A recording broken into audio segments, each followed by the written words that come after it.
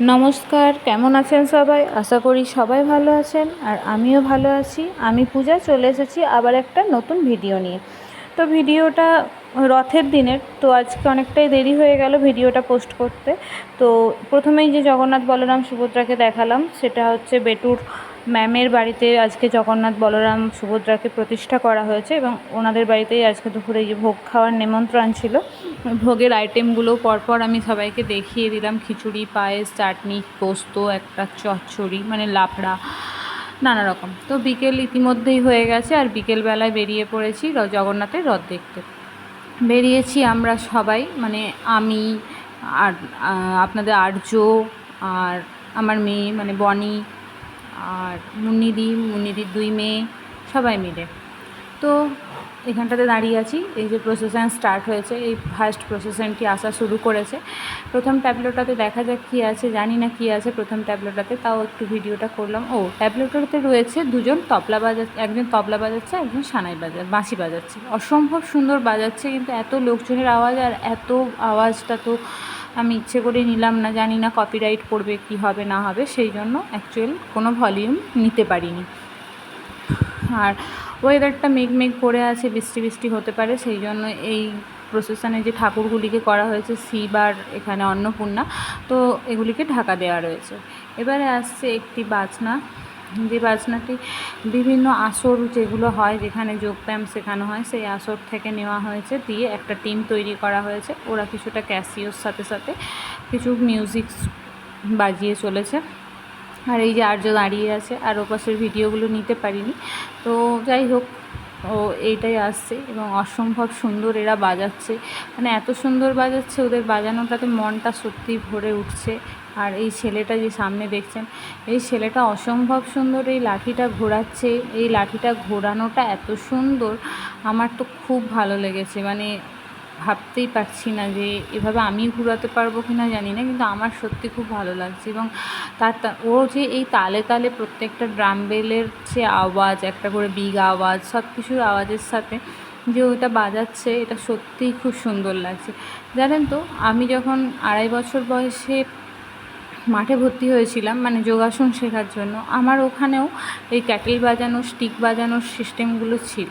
Even আমাদের মানে প্রচণ্ড গাইডেন্স দিয়ে মানুষ করা হয়েছে ওখানে একরকম। তো এই যে এদেরকে দেখছেন, আর এই যে মিডিলে যে এই পিঙ্ক কালারের শার্ট পরা যে দাদাটাকে দেখছেন, ও আমাদের সিনিয়র ছিল। তো আমাদের সাথে তখন যোগাসন প্র্যাকটিস করতো, প্লাস প্রত্যেকটা প্রোগ্রামে বা কিছু হলে ও তখন বিগ বাজাতো, মানে বিগ যে ড্রামগুলো, ওগুলোকে আমরা বিগ বলি, তো বিগ বাজাতো। আসছি পরের গল্প, মানে এই গল্পটাতে, এই ট্যাবলোটাতে ততক্ষণে দেখে নিই কী আছে। ট্যাবলোটা সাজিয়েছে খুব সুন্দর ফুল দিয়ে, অসাধারণ। আর তার সাথে SBIয়ের কিছু অ্যাডভার্টাইজমেন্ট রয়েছে। রয়েছে একটি বৃক্ষরোপণের সঙ্গে, একটি বৃক্ষের ওপরে জগন্নাথ দেবের মূর্তি। জগন্নাথকে একটি বৃক্ষের মধ্যে কীভাবে প্রতিষ্ঠা করা যায়, বা কিছু সময় যে আমরা দেখি গাছের মধ্যেও ঠাকুর রয়েছে, এবং বট গাছের মধ্যে বটগাছ আর অশ্বত্থ গাছকে আমরা ঠাকুর হিসেবে প্রণাম করি। তো সেই হিসেবে ঠাকুরের কিছু মানে নিদর্শন তুলে ধরেছে। ভারী সুন্দর লাগছে কিন্তু দেখতে, মানে এই 1 বছরের প্রতীক্ষা, তার এক অবসান। আর আজ থেকেই শুরু দুর্গাপূজার দিনগুলো। আর এই যে এই দুজনকে দেখতে পাচ্ছেন, এরা বাবা আর ছেলে। প্রত্যেক বছর এরা এই জগন্নাথ দেবের যে ফুল, তা মানে পুষ্প বৃষ্টি যেটাকে বলে, সেই পুষ্প বৃষ্টিটি করতেই প্রত্যেক বছর যান, এবং এই বছরও তার অন্যথা হয়নি। এই বছরও সেই একই নিয়মে ওনারা পুষ্পবৃষ্টিটি করে চলেছেন। তো আবার এরা এসেছে, আবার একটি নতুন দল, নতুন প্রজন্ম, নতুন ছেলে মেয়ে, মেয়ে নয় ছেলে, ভারী সুন্দর করে এরা বাজাচ্ছে। এদেরকে যত দেখি আর আমার নিজের ছোটোবেলার কথা মনে পড়ে যায়, যে ছোটোবেলায় এই স্টিকগুলো আমাদেরকে বাজাতে, এই যে বড়টা, এটাকেই ড্রাম বলে, যেই ছোটোবেলাটাই আমাদেরকেও বাজাতে হয়েছে। আমাদের মাঠে ছিল রনপা প্লাস এই ড্রাম। এই ড্রামের স্টিক যতক্ষণ না তোমরা বাজাবে, বা রনপা যতক্ষণ না প্র্যাকটিস করবে, ততক্ষণ পর্যন্ত আমাদেরকে টাওয়েলে হাত দিতে দেবে না, বা শতরঞ্জিতে হাত দিতে দেবে না। তার কারণ, তোমরা প্রত্যেক দিন যোগাসন করছো, যোগাসন প্র্যাকটিস করছো, সব করছো, অবশ্যই তোমরা যোগাসনে ভালো, কিন্তু তোমাদের সাথে তার সাথে সাথে এগুলোও শিখতে হবে, কেন শিখবে না? তাই তোমরা যতক্ষণ না এটা প্র্যাকটিস করবে তোমাদের কোনো রাইট নেই তোমরা ওগুলোতে হাত দেবে। এটি জগন্নাথ দেবের মানে একটি ফটো যেটি এই ট্যাবলেটে রয়েছে। ইভেন ঠাকুরের যে প্রসাদ প্রত্যেক দিনের বা আজকে বেরোনোর আগে যে ঠাকুরকে আরতি করে বা ঠাকুর নাচিয়ে যে তোলা হয়েছে সেই মুহূর্তে যে প্রসাদ সেইটি সবাইকে নিবেদন করতে করতে যাওয়া হচ্ছে, মানে প্রত্যেকের হাতে হাতে দিচ্ছে এবং সেটি নিয়ে সবাই ঠাকুরের প্রসাদ মাথায় ছুঁয়ে খাচ্ছে এবং সেটি দিতে দিতে যাচ্ছে। এটি মাটিতে ফেলে না, প্রত্যেকের হাতে হাতে দেয়। কেউ নিতেও পারে, অনেকে নেয় অনেকে নেয়ও না, তবে বেশিরভাগই সবাই নেয়।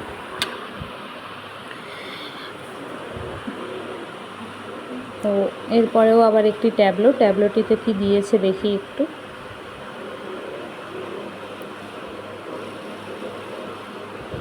ট্যাবলেটটাতে সেরকম কিছু ছিল না, জাস্ট ট্যাবলেটাই যাচ্ছিল, সেই জন্য আর ট্যাবলেটার আমি ব্যাগ থেকে নিলাম না। এরপর আসছে যেটি, সেটি হচ্ছে শিং তাসা। তাসাটি অসম্ভব সুন্দর, মানে দুম দাম করে বাজতে থাকে। ইভেন এই শিং তাসাটি দেখবার জন্য অনেকেই অনুপ্রেরিত হয় এবং অনেকেই দাঁড়িয়ে থাকে। অসম্ভব সুন্দর এই শিং তাসাটি বাজানো হয়, অসম্ভব সুন্দর বাজায় আর অসম্ভব সুন্দর একটা তাল। এই তালটা মানে যেটাকে আমি বোঝাতে পারবো না বলে অসম্ভব সুন্দর লাগে। হয়তো অনেকেই দেখেছেন, অনেকেই জানেন যে কীরকম বাজায়, অনেকেরই এলাকাতে এরকম বাজনা হয়। তো আমার তো ভালো লাগে, তো খুবই সুন্দর। ওদের উপস্থাপনাটাও খুব সুন্দর, অসম্ভব সুন্দরভাবে উদ্দামভাবে বাজিয়ে চলেছে। বাজানোটা সত্যিই খুব ভালো লাগছে। আর এই রয়েছে ওদের পেছনের ক্যাসিও সেটটা, যেটা থেকে মিউজিক রিদিম করছে এবং মিউজিকটা বাজানোর তালে তালে ওরা এই বাজনাটা বাজাচ্ছে। আর এটা তো একদম আমার সামনে দাঁড়িয়ে বাজাচ্ছিল, যার জন্য এই ভিডিওটা আমি বারবার নিতে পারছিলাম। খুব সুন্দর লাগছিল, যার জন্য আমি মুখটা সরাতে চাইছি না আর ক্যামেরাটাও উল্টো দিকে করতে চাইছি না। মানে ওদেরকে দেখতে আমার এত ভালো লাগছে, মানে ওদের বাজানোটা এত সুন্দর লাগছে, থেমে থেমে তালে তালে, ভারী সুন্দর, ভারী অনবদ্য একটা জায়গা। তো ঘুরে ঘুরে অনেকটা জায়গা স্পেস নিয়ে তো ওরা বাজিয়ে বাজিয়ে যাচ্ছে, সত্যিই সুন্দর লাগছে। আর এই যে ছেলেটি, ভাইটি ক্যাসিও বাজাচ্ছে।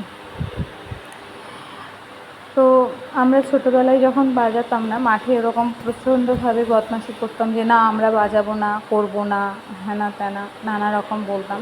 তো আমাদের সেই দিনের জন্য পুরো যোগা মানে প্র্যাকটিসটা স্ট্রাইক করে দিত যে না, কোনোভাবেই হবে না।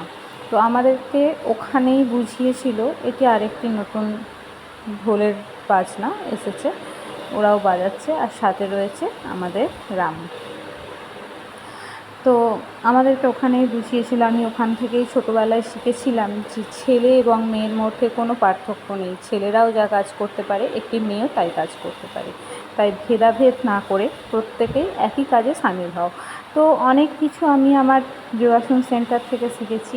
আজ যেটুকু শিখেছি ওখান থেকেই অনেক কিছু পেয়েছি, অনেক ভালো লাগা, অনেক স্মৃতি, সব কিছুই মাথার মধ্যে এবং মনের মধ্যে আজও যেন নতুন হয়ে থাকে। ভীষণ ভালো লাগা একটা রয়েছে, অনেক কিছু শিখেছি। অবশ্যই যদি আজ আমার কোচ এবং আমার মাঠের যারা আমার বন্ধুরা, সে সমস্ত বড় দাদা দিদি কেউ যদি আমার ভিডিওগুলো দেখে থাকো, নিশ্চয়ই খুশি হবে। আমার খুব ভালো লাগছে আজ তোমাদের প্রত্যেকের কথাগুলো বলতে পেরে, ভীষণভাবে আমি খুশি, কারণ অনেক কিছু শিক্ষা পেয়েছি তোমাদের কাছ থেকে, যেগুলো মানে কোনো দিন আমি ভুলবো না। ভালো খারাপ, বকা আনন্দ সব কিছুই খুব সুন্দর করে। তো যাই হোক, সব কিছুর শেষে অবসান আমাদের জগন্নাথের রথের প্রথম বলরাম দাদা এসে গেছে। বলরাম দাদার কাছে এত পরিমাণে লাইট দিয়েছে, যার জন্য ক্যামেরাটা অন করতে পুরো সাদা দেখাচ্ছে মুখটা। এই যে একটু নিতে পেরেছি ভালো করে মুখটা, সামনেটায় আসতে। এই হচ্ছে আমাদের বলরাম দাদার রথ, চলে গেল বলরাম দাদা। তো প্রথমে এত বাদ্যযন্ত্র, তারপরে রয়েছে বলরাম দাদা। প্রথমেই বলরাম দাদাকে দেখার পরেই মনে হলো এতক্ষণ রথটা আসছেই শুনছিলাম, ভালো লাগছিল। রথটা তো চলতেই শুরু করে দিল, চলে গেল, তার মানে আর বেশিক্ষণের প্রসেসের নয়, আর বেশিক্ষণ যাবেও না। আমার হঠাৎ করে ক্যামেরাটা হেজি হয়ে যাচ্ছে, কেন কে জানে বুঝতে পারছি না। আর এই যে কতগুলি মানুষকে দেখছেন তারা এইভাবে যাচ্ছে, মানে বন মানুষরা যেভাবে থাকতেন সেটিকে তুলে ধরা হয়েছে। ভারী সুন্দর, এটা একটি নতুনত্ব মানে দেখালো, ভারী সুন্দর লাগলো, আমার তো খুব ভালো লেগেছে। তো যেটা সবাইকে বলা হয়নি, তো শুভ রথযাত্রার অনেক অনেক শুভেচ্ছা, ভালোবাসা, অভিনন্দন প্রত্যেককেই। সবাই ভালো থাকবেন, এই দিনটিতে সবার জন্য আমি মঙ্গল কামনা করি। সবাই ভালো থাকবেন, সুস্থ থাকবেন। আরও একটি প্রসেশন নিয়ে ছোট ভাইয়েরা এগিয়ে গেল। ওদের প্রসেশনটি ক্রস করে যাওয়ার পরে এসেছে যেটিকে আমরা ব্যাক পাইপার বলি। এদেরও কিছুটা রয়েছে একই রকমভাবে, এদের লাঠিটা অনেকটাই অন্যরকম ঘোরানো, কিন্তু লাঠিটা ঘুরছে, ভারী সুন্দর। এই ব্যান্ডটিও আমার ভারী একটি মানে সুন্দর লাগার জিনিস। এটিও আমাদের মেদিনীপুরের লোকাল ছেলেরাই কিছু সংস্থা থেকে একসঙ্গে এই বাজনাটি ওরা বার করে, খুব সুন্দর করে ওরা উপস্থাপনও করে। আর এটির জন্য ওরা মোটামুটি অনেক দিন ধরে প্র্যাকটিস করে, এবং প্র্যাকটিসটা ভালোভাবেই করে, যে কোনো প্রোগ্রামে যাতে ওরা বাজাতে পারে, এরকম কিছু প্রোগ্রামে। আর এইটি রয়েছে ভারী সুন্দর, আকর্ষণীয় প্রত্যেক বছরের, এবং ভারী নজর কাড়ে এইটি, যে একটি নাচের ট্যাবলো। কিছু মেয়ে কিছু ডান্স একাডেমি থেকে বা কিছু ডান্স ফোরাম একসঙ্গে সমবেত হয়ে এই অনুষ্ঠানটি করে থাকে। ট্যাবলোর ওপরে কিছু থাকে আর নিচে কিছু থাকে। ওরা সারা রাস্তা এবং গোটা মেদিনীপুর শহর যে রথযাত্রার মানে চলে, প্রভু যে পরিক্রমা করেন, পরিক্রমার সাথে সাথে ওরাও সারা মেদিনীপুর শহর এভাবে নৃত্য পরিবেশন করে থাকে। এই গেল ওরা। এরপর আসছে একটি বাইরে থেকে আনা বাদ্যযন্ত্র, যে বাদ্যযন্ত্রটি মানে যেটাকে আমরা বাংলা চলতি ভাষায় এক কথায় যেটিকে বলি ব্যান্ড পার্টি, তো সেটি বাজানো চলছে। খুব কষ্টের সঙ্গে যে ওদের আমি কোনোটাই সাউন্ড নিতে পারিনি, এত চারিদিকের আওয়াজ প্লাস ওদের আওয়াজ, এটার জন্য আমি দুঃখিত। পেছনেই রয়েছে এনারা, মাঝে মাঝে ট্যাবলোতে এই রকম কিছু বারোয়ারি উপস্থাপন করেছে, যেটি সত্যি ভালো লাগছে, ভালো লাগারই জিনিস। আর সারা বছরের এই রথযাত্রা দেখার জন্য এইভাবে রাস্তায় দাঁড়িয়ে সারা বছরের প্রতীক্ষায় থাকি। এই বছরের মতন সোজা রথটি হয়ে গেল, আবার একটি বছরের জন্য অপেক্ষায় থাকবো আমরা প্রত্যেকেই। এই রয়েছে আরেকটি ব্যাক পাইপার, খুব সুন্দর করে ওরা বাজিয়ে নিয়ে যাচ্ছে, এবং প্রচণ্ড চওড়াভাবে যাচ্ছে বলে কারোর গায়ে কারোর না লেগে যায়, সেই জন্য ওদের যিনি দেখাশোনার দায়িত্বে রয়েছেন তিনি আগেই বলছেন সরে যেতে। ভারী সুন্দর করে সরে গেল এবং চলছে ওরা খুব সুন্দরভাবে। আর আজকে যদিও মেঘ করে আছে, কিন্তু ওয়েদারটা এত গরম এবং গুমোট করে রেখেছে, তার উপরে এত মানুষের জনসমাবেশ একটা, তো গরমটা আরোই বেড়ে গেছে। যারা বাজাচ্ছে তাদের তো অবশ্যই কষ্ট হচ্ছে, তারা যেহেতু একটি পরিশ্রমের কাজই করছে। এরপরে রয়েছে কিছু লোকনৃত্যের মেয়েরা, যারা বাইরে থেকে এসেছে এবং এই লোকনৃত্যগুলি করার জন্য, এবং এখানে লোকসঙ্গীত করছে না কেউ, কিন্তু লোকসঙ্গীতের যে সমস্ত ইনস্ট্রুমেন্ট হয়, ঢোল, খোল, সেগুলি বাজাচ্ছে, এবং খঞ্জনি, তার সাথে এই মেয়েগুলি এই নৃত্যটি উপস্থাপন করছে। এদেরও নাচটি খুবই সুন্দর, এরা ওদের তালে ওদের ছন্দে আমাদেরকে কিছু উপস্থাপন করে দেখাচ্ছে, এবং ওদের দেখানোতে আমরা সেটাতে বেশ খুশি হচ্ছি বা আনন্দ উপভোগ করছি, ভারী সুন্দর লাগছে। এবং পিছনেই রয়েছে এই ট্যাবলোটি, এইটি এই বছরের নতুন, খুবই সুন্দর করেছে, জাস্ট যাকে বলে ওয়াও। আমার তো খুবই সুন্দর লেগেছে, খুবই ভালো লেগেছে, যে কেউ একজন কিছু দিয়ে মানে কাঠ বা প্লাই বা যে পেটির মোটা খাপগুলো হয় না, সেইগুলো দিয়ে জগন্নাথ, বলরাম, সুভদ্রাকে বানিয়েছেন। এইটি আরেকটি গেল ব্র্যান্ডের সেট। অনেকগুলি এই বছর দেখছি বাজনা করেছে, বাজনার শেষ নেই, নানা রকমের বাজনা, প্রায় একই রকম হলেও কিছুটা আবার অন্যত্বও লাগছে, ভালো লাগছে। এই এসেছে আবার একটি তাসা সেট।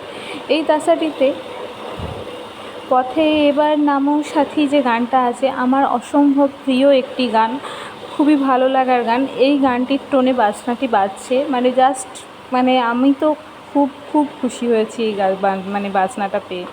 এত সুন্দরভাবে বাজাচ্ছে যে আমি কল্পনা করতে পারিনি যে এরকমভাবে এরা বাজাবে। এই সেটটি খুব সুন্দরভাবে ওরা বাজনাটা বাজাচ্ছে আর খুব সুন্দর তালটা, আমার খুব ভালো লেগেছে। আর এই গানটা আমার সাথে আর্যরও খুব প্রিয়।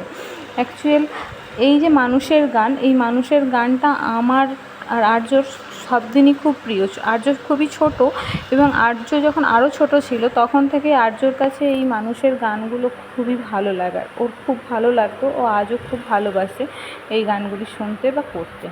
ও নিজে আপন মনে যখন বসে থাকে তখন ও এই গানগুলো করে।